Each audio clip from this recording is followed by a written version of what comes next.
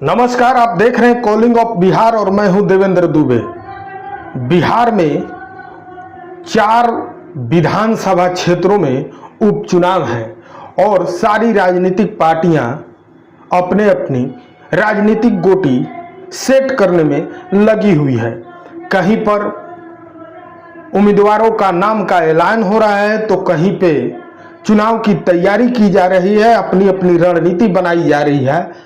आज उसी दौरान बिहार के गया में विधानसभा उपचुनाव के प्रत्याशियों को लेकर प्रशांत किशोर, जो कि एक राजनीतिक एजेंडा के मास्टर माने जाते हैं और पूर्व में भी कई पार्टियां उनके इस एजेंडे पर काम कर चुकी हैं। प्रशांत किशोर हाल के ही दिनों में 2 अक्टूबर को अपने पार्टी का ऐलान किया। उन्होंने अपने पार्टी का नाम जन सुराज पार्टी रखा और पूरी तैयारी के साथ 2025 के चुनाव में भी प्रशांत किशोर पूर्ण तैयारी में है।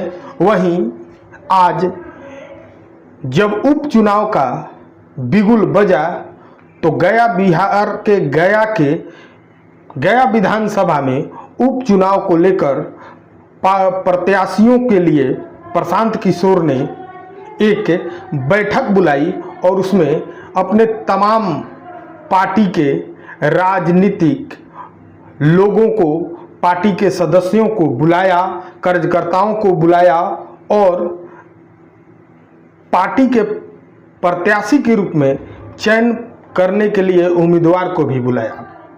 उसी बैठक में गया में कार्यकर्ता किसी प्रत्याशी के नाम पर बेकाबू हो गए और जमकर तोड़फोड़ मचाया। प्रशांत किशोर उर्फ पीके माइक पर लोगों को रोकते रहे, लेकिन लोग सुनने को तैयार नहीं थे और गया के बेलागंज विधानसभा क्षेत्र के ये बैठक हो रही थी, जिसमें जन सुराज के तरफ से एक मुस्लिम प्रत्याशी को टिकट देने का ऐलान किया गया था। प्रशांत किशोर जैसे ही ऐलान किए वैसे ही कुछ कार्यकर्ता, यूँ तो कहें कि पार्टियों के जो प्रत्याशियों के जो समर्थन में आए थे वे उग्र हो गए और प्रशांत किशोर के सामने ही बैठक में जमकर तोड़फोड़ मचाया। कुर्सियों को तोड़ा गया, पटक कर तोड़ा गया, कुर्सी फेंका गया और पूरी तरह से प्रशांत किशोर के सामने ही ये बैठक में भगदड़ मच गई। कई लोगों के सपोर्टर उनके सपोर्ट में नारे लगा रहे थे।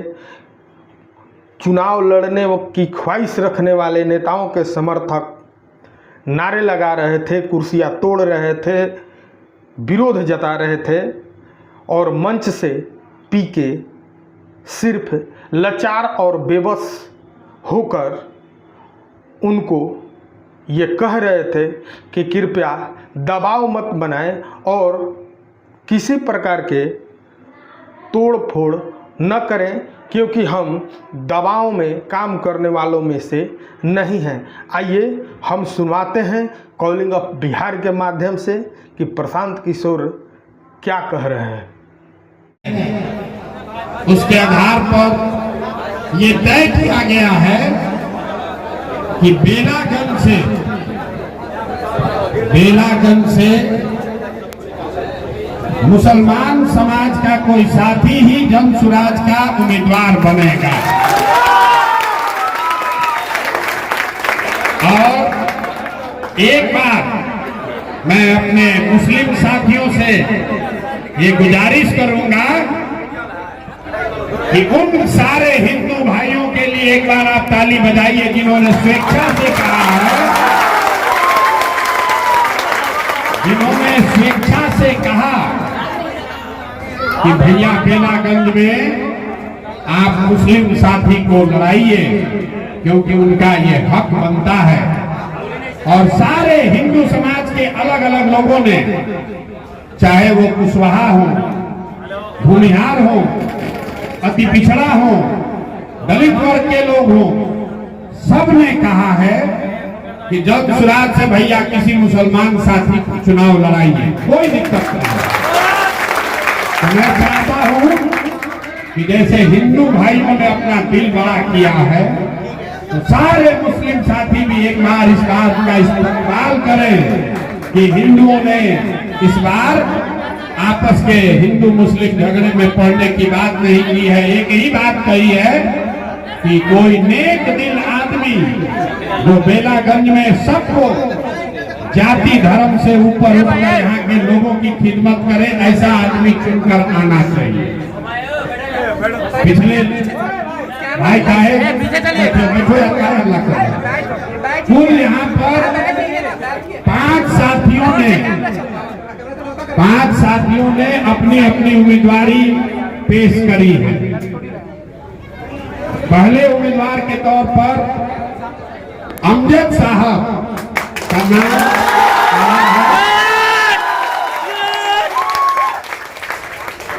दूसरे उम्मीदवार के तौर पर और भी लोग हैं। आपने तारीख में ये नहीं कहा कि पहले हो गया अमजद साहब, रिजल्ट से पहले ही एकदम उतावला हो गया और इसी पे लगना चाहिए। यहाँ कबड्डी का मैच देखने नहीं आए हैं। मुखिया जिंदाबाद।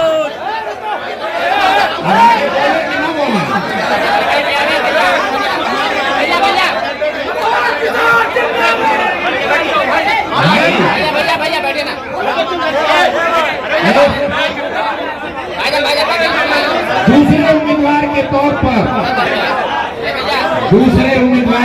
पर जिन साथी ने अपनी दावेदारी पेश की है, वो यहाँ मिर्जा गालिब कॉलेज के प्रिंसिपल सरफराज साहब हैं।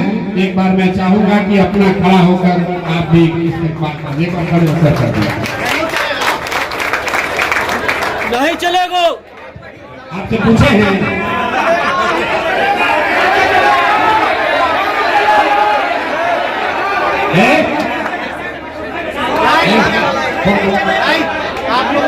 देखिए, ये जन सुराज का महफिल है, ये जन सुराज का मजलिस है।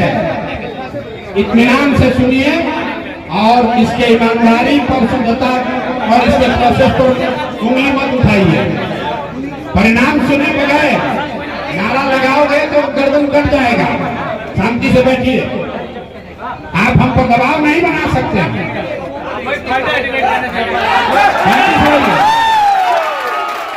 यहाँ ना आपके पैसे का जरूरत है, ना आपकी संख्या की जरूरत है, ना प्रशांत किशोर जिंदाबाद का नारा लगता है, ना हम अपने नाम का झंडा लगाते हैं।